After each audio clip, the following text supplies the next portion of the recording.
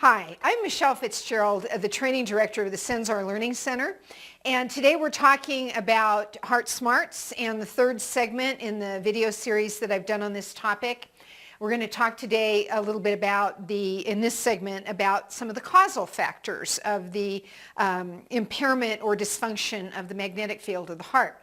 There are many. I've documented at this point about and have observed at least 80 different situations or circumstances that can cause impairment of this field. So it's a big topic. There's a lot to learn, but I'm going to give you just a snippet today that will help you out and talk about some of the very common causal factors that I see in a lot of cases. And we'll talk about this. But before we get into this, I want to backtrack a little bit to video number 2, where I talked about the three primary areas that I think are hugely that the field hugely impacts our health, our mind and emotional states, and our manifestation abilities. But one that I left out that I should probably address, because many of you watching may have interests in this, and that is intuitive capacity. One of the things that we do at Sensar is there's a lot of training programs that we have to offer that relate to developing intuitive abilities and using those in very practical ways. And I will tell you that another impact of the field going down or having significant impairment is, there's no buts about it. I work as a professional intuitive, and I can tell you that it impairs your intuitive ability. It's that shielding, and kind of like the loss of that Faraday cage effect that I mentioned in the last video. Too much interference gets in, and you have a very difficult time getting as crystal clear reads and as accurate, not only range of information, you have trouble getting a good range with your intuition, but you have trouble getting really clear reads. I believe that's a byproduct of the interference with the coherent heart and brainwave patterns. And I have always felt that coherent brainwave patterns and coherent heart wave patterns, but brainwaves especially, are phenomenally important in getting high quality intuitive information. So learning how to really exercise brain and heart waves, your system, so you get clarity in those areas, is very important if you want to work in the intuitive arena. But backing up to what are some of the causal factors? How do we protect this very valuable field? There's yet intuition. There's one more reason we should protect this field. Everybody benefits from having heightened intuitive ability. Some of the things I'm going to talk about here, four different things we'll cover. One, radio waves. Radio wave activity in our environments is affecting these fields, period. It's too much interference. I think that I mentioned in the last video that I think in the last 10 to 20 years that there's really been a kind of a cascade of circumstances that have been like the straw that breaks the camel's back, that they've just kind of all come in and amplified at once, and it's just too much of a load. One of those ingredients in that cascading of circumstances is our radio wave technology. In the last 10 years, our exposure to it has gone totally off the charts. The number of people who have cell phones and who have those cell phones on many, many hours out of the day, if not all day long. People with wireless transmissions in their homes, Wi-Fi routers, wireless computers and other equipment where they don't turn it off. And the body just was not designed, no matter how dense your body is, and some people have denser forms than others. Some people I'm one of those ones that are not with a dense form. I have a what you would call light form energetically. And I'm very, very sensitive to subtle fields like electromagnetic fields and radio waves. But not everybody is like that. I know that. But even the densest of the dense physical bodies are impacted by constant impact of these radio waves. What do you do about that? It's creating stress. I've seen it case after case after case. It's not necessarily the number one cause of the collapse of the field, but it's getting into the top 10, the top 20 in almost every case I look at. So what do you do about this? Turn off the cell phones, turn off the Wi-Fi, at least at night. Be mindful in how you're using the technology. I have no, I don't have any negative feelings about radio waves and about our technology. I love technology. I love it. I mean, I own an online training company. I love technology, but I think we are overestimating the body's capacity to deal with this wireless exposure. And we need to be careful not to make the radio waves our enemies. They're not our enemies. They're not attempting to harm us. We're doing this to ourselves. And you don't want to have such a negative, if you're a very sensitive person, you need to be very, very careful. And you already know radio waves are affecting you. You want to be very, very careful that you don't become fearful of the radio wave technology, because that will harm you more than the exposure to the radio waves themselves. You have to be very, very careful about the power of negative emotions. It's just extraordinary. So we want to just be more mindful about our use of this technology and a little bit more cautious, set up situations where our body has an opportunity to rest. Secondly, another big player is what I call loveless or joyless relationships. And this is coming up again, making it into the higher ranks of causal factors in more cases than I would have ever imagined. And it actually surprised me when I started. It wasn't one of the causal factors for me as to why my heart field collapsed, but I see it in so many cases. It's just amazing to me. But it's loveless or joyless relationships. And what does that mean? It means engaging relationships that might be with people, it might be with your home, it might be your relationship with your employer or your job itself. It might be with your car, anything that or anyone that you interact with. Either having negative emotional responses in those interactions that runs the wrong kind of frequencies through the heart. So the heart is kind of forced into basically incoherent heart wave patterns. And those won't help strengthen the field. They'll work against you. And you've already got all this stuff like radio waves working against you from the outside. So we certainly don't want to be working against ourselves from the inside. So if you're having a lot of negative emotional responses in relationships with anything, you hate your job, or you don't like your car, you're embarrassed by your car. Embarrassment is not a love-based, heart-boosting emotion. So we don't want to be feeling those feelings. But really what's showing up in the cases that I've observed is not so much negative emotional interactions with the car or the house or the husband or whatever. It's a total lack of, or a kind of a minuscule quantity of running the right stuff through the heart. I think that people have gotten, we're so busy. And again, I'll go to technology, and I don't want to demonize technology, but we're spending just way too much time, looking, tweet, on the computer, doing, busy. And I think that a lot of our activity and our technology is drawing aware mindfulness about how we're emotionally interacting with other people. A lot of this is mental. A lot of what happens with our current technology is very, very mental. And we need to be careful that we're doing, in that activity, that we're doing emotional engagement. And if that requires physical contact, then we need to go back to a little more physical contact, like the phone, that type of thing, or Skyping, where you can at least see someone's picture, and maybe that'll boost up a little more emotion. But people just simply aren't feeling as strongly as they need to be feeling today as they were feeling 20 years ago. It could be just simply not making time literally for feeling, just moving too fast through the day-to-day, trying to keep up with the information overload.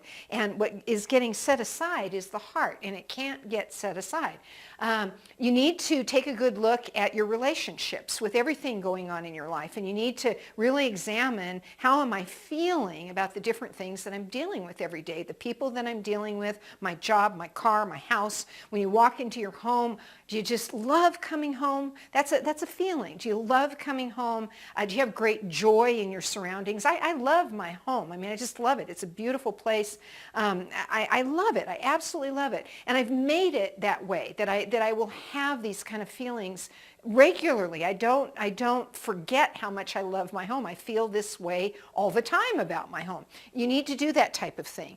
You need to reinstill the joy factor in the stuff that you're doing. And if you can't figure out how to get the joy factor back into the job, how to stimulate some passion about what you're doing at work or what you're doing in relationships, or how much you enjoy your home or your car or whatever, perhaps get a different car, perhaps get a different job. Do anything you can think of to get the joy factor and the love factor back up and active is the key word, active in your relationships with everyone and everything. We've got to be feeling more heart-based emotions more frequently and more intensely on a more regular basis. It's just fading away, and we've got to get it back. Disconnect from nature. This is happening to a lot of people. This happened to me. This was one of the causal factors of my heart thing, my field collapsing. It wasn't the top of the list, but it definitely was a player. About 7 years ago, I started doing less live training, in-person training, where I would do events or classes where students would come, we'd physically be together. And I started doing teleconferencing. I started shifting my entire business to teleconferencing and online training, which I love, which has turned out, it's just great. I don't have a bad thought about that. But the reality is it was at that time I stopped interfacing, interestingly enough, with nature, not as much as I had been doing. Now, it's interesting because I still have the same amount of opportunity to go outside and to be with nature, but I think it's because I wasn't coming and going as much. I stopped spending as much time with nature. And some of the courses I taught did involve being outside and being with nature, measuring subtle energies or interacting with nature intelligences and the subtle energy fields of the earth themselves. And I don't teach nearly as many of those classes anymore live. And so part of that was, pulled me away from it. But bottom line, we got to get back. I now schedule appointments with myself. I have an appointment this afternoon to go on a walk in this beautiful place that I just love called Bubbling Ponds. It's a bird sanctuary out in nature. It's absolutely wonderful. But I'm doing that now. I'm scheduling appointments with myself to make sure I get outside. Think about how much time you're spending with nature or not, and make an effort to get back into the nature kingdom. Now, this doesn't have to be you going on hikes or even going to the park. This might be going out into your backyard and watering your plants, spending more time connecting with your plants, connecting with the earth. When we connect with the earth, we connect with the heartbeat of the earth. And it's like a tuning fork, and it strengthens our heart. And we need to do it. We need to connect with the nature kingdom more frequently. So it might be a potted plant in your kitchen, but you take a moment, you take moments every day, and you engage heart activity with that plant, your mind and your heart with that plant. But reconnect with nature. And then a fourth one that is showing up a lot is blood sugar issues. This can be a byproduct of, obviously, dietary constraints and other things going on internally with the body. But I'll tell you from 30 years of experience, this can also be a byproduct of too much exposure to what are called noxious environmental energies. They put a huge strain on the body, and they can cause havoc with your blood sugar. Radio wave activity can do that. I'm convinced of it. And there are earth energy situations that can do that. So, but bottom line, you want to pay attention to your blood sugar. Certainly you can. What can you do about that? Certainly you can pay more attention to your diet. You have the absolute control over that. So, pay more attention to that. And again, I think just by giving yourself a little breather from the radio frequencies, that might help you stabilize the blood sugar a little bit. You might want to go online and read some of the things that you can add to your diet, not just a matter of deleting stuff that might cause a blood sugar imbalance, but there's tons of herbs and certain types of food that you can eat that can actually help you balance your blood sugar. So start educating yourself on that and see what you can do with the blood sugar thing in regards to stabilizing it, because it can collapse the field. So those are four. It's a snippet of the gargantuan amount of information that's actually available, but as much as we can cover today, and things that are very, very common that you certainly can do something about, and it's all food for thought till you start thinking about this. If you want to get more information on this topic, if it intrigues you and you want to start managing your the electromagnetics of your heart, the energetic aspects of your heart a little bit better, which I am convinced will help your physical heart and so many other areas of your life, go to my website. The little address is down below the screen, and there's a couple of things you can do there, several things you can do there to get started. Number one, there's a really fun exercise called Love Potions, and you can just download that for free, and it plays to this loveless relationship thing, and it helps you not cultivate loving relationships so much, but it's going to help you kind of on a manual level bring up some of those powerful heart-based emotions. I think I've got something like 60, 70, 80 emotions, really powerful heart-based emotions in this exercise. And you learn how to bring these emotions, what you can do to bring these emotions up into the heart on a daily basis, and you start doing this almost like taking a vitamin pill. And if you'll do that exercise, it will strengthen your magnetic field. Another item you can get for free on my website, go to the Heart Smart section of the website. Another thing you can get for free is a nice article that's called, a detailed article called 10 Easy Ways to Improve the Condition of your electromagnetic fields, of the heart and the brain. I didn't talk about the brain in these videos, but the brain is also very important and is also under a lot of stress at this time. Highly coherent and clear brainwave patterns are also hugely beneficial. It helps us with intuitive capacity, mental prowess, memory, all kinds of things. But if you help the heart, you, in almost all cases, not all, but in almost all cases, you'll help the brain. So I'm choosing to really zoom in on the heart because it is so overwhelmingly influential. But you print out that article and you'll get 10 easy ways. I talk about radio waves there and give you a lot more detail than I'm able to give you today. Talk about nature a little bit and some other things that we didn't address today. 8 other things. I don't think, I might have loveless relationships on there. I can't remember. But 10 good ways to improve the field. If you want to dive deeper and you want to get some intensive training, there's also some intense, both a basic and what I call advanced training program on this subject. So you can read about that when you go to the page as well. I hope this was helpful information to you. I hope it inspires you to learn more about this, about yourself, to start paying more attention to your body signals, start to get the free stuff off my website and start making some minor adjustments. The minor stuff, most people on the planet are not experiencing severe complete collapse like I did. There's certainly, I believe, and have observed that there definitely are people that are experiencing that or segments of that. But for most people, it's a minor degree of disturbance. They're probably not even acknowledging that anything's wrong, like a disturbance in sleep patterns. So now they're going to the pharmacy and they're getting over-the-counter sleep medication to help themselves, and they just think it's because they've got too much stress at work or they've got a lumpy mattress or whatever it is. And all along, what it probably is they're being influenced by radio wave activity in their house every night. And maybe they are influenced by the lumpy mattress. But bottom line, most of the impairment is fairly minor with most of the population. And so people aren't paying that much attention to, gosh, what is wrong with me? What is wrong with me? It's only the severe cases that are saying, what is wrong with me? And hopefully this might shed some light on what might be wrong with you and at least check it out.